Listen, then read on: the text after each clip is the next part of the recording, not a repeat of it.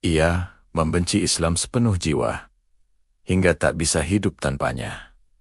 Ia membenci Islam sepenuh jiwanya, bukan sekadar menolak, ia ingin memadamkannya. Setiap ayat Al-Quran yang ia dengar adalah ancaman.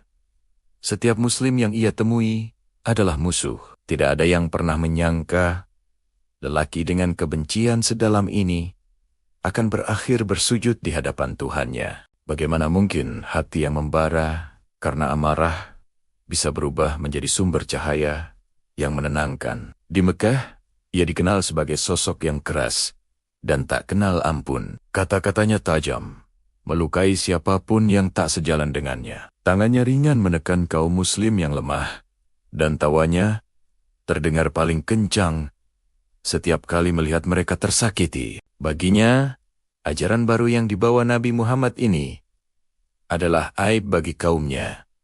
Sebuah noda yang harus segera dihancurkan sebelum menyebar lebih jauh. Ia mengerahkan seluruh tenaganya untuk menghentikan dakwah Islam.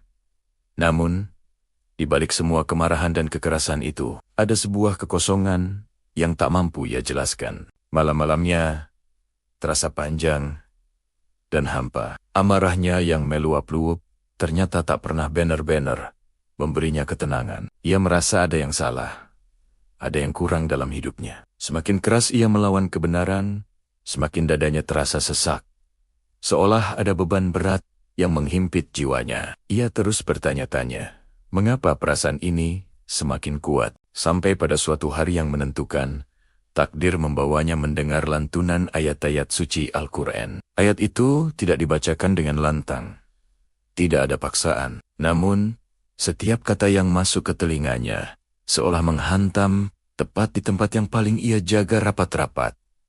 Hatinya, kata demi kata, mulai membuka luka lama yang selama ini ia sembunyikan, menyentuh sisi rapuh yang tak pernah ia akui. Seketika, kakinya gemetar, egonya yang setinggi langit runtuh, berkeping-keping. Untuk pertama kalinya dalam hidupnya, ia merasa kalah bukan oleh pedang atau kekuatan manusia, melainkan oleh kelembutan dan kekuatan kebenaran yang datang dari Sang Pencipta. Hari itu, kebencian yang selama ini memenuhi hatinya berubah menjadi air mata penyesalan. Lisan yang dulu terbiasa mencaci dan menghina, kini dengan gemetar mengucapkan dua kalimat syahadat. Hati yang dulu keras menolak, kini dengan tulus berserah diri sepenuhnya. Ia yang dulu hidup untuk memerangi Islam, kini justru tak bisa hidup tanpanya. Ia menemukan kedamaian yang selama ini ia cari dalam ajaran yang pernah ia benci.